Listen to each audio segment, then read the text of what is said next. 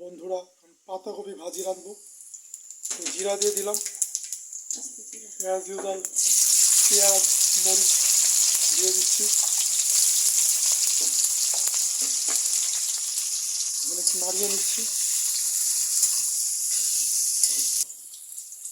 যখন লবণ দিয়ে দিলাম, আপনারা সবসময় পরিমাণ মতো লবণ দেবেন, কাঁচা লবণ কেউ খাবেন না, স্বাস্থ্যের জন্য ক্ষতিকর। পাতাকপি দিয়ে দিচ্ছি।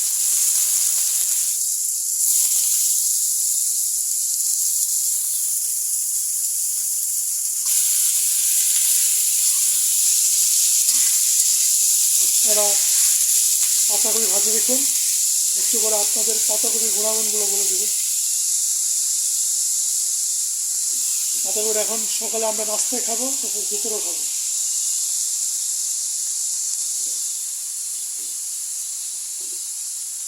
হালকা হলুদ দিচ্ছি।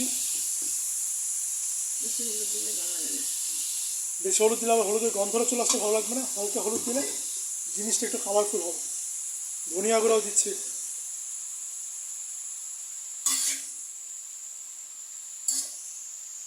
যে এখন একটু টমেটো দিয়ে দিচ্ছি। আপনাদের বাঁধাকপির গুণাগুণগুলো বলে দিই। বাঁধাকপি পেপটিক আলসার, পাকস্থলী আলসার দূর করতে সহায়তা করে। বাঁধাকপি কিন্তু আমাদের হৃদরোগ, যে কোনো হৃদরোগ থেকে দূরে রাখে, কারণ এটা অ্যান্টিঅক্সিডেন্ট উৎপন্ন করে। বাঁধাকপিতে কিন্তু বিটা ক্যারোটিন নামক সেলুলোজ থাকে। বাঁধাকপি কিন্তু রক্তে শর্করার পরিমাণ কমিয়ে ডায়াবেটিস নিয়ন্ত্রণে সহায়তা করে। পাতাকপি কিন্তু আমাদের ত্বকের সৌন্দর্য বৃদ্ধি করে।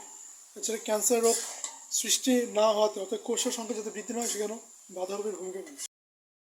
এখন বাঁধাকপি ভাজি প্রায় হয়ে এসেছে, সুন্দর একটা গন্ধ বেরোচ্ছে। আপনারা সবাই নিয়মিত এভাবে বাঁধাকপি ভাজি বানিয়ে খাবেন। আমাদের চ্যানেলটাকে সবাই সাবস্ক্রাইব করবেন, লাইক করবেন, কমেন্ট করবেন, শেয়ার দিবেন। যারা যারা সাবস্ক্রাইব করেছেন তাদের অসংখ্য ধন্যবাদ। এখন ধনিয়া পাতা দিলাম।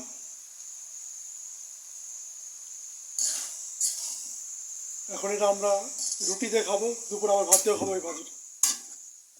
আশা করি ভাজিটা খেতে অনেক ভালো লাগবে। আপনারা বাসায় ট্রাই করবেন। সবাইকে আসসালামু আলাইকুম।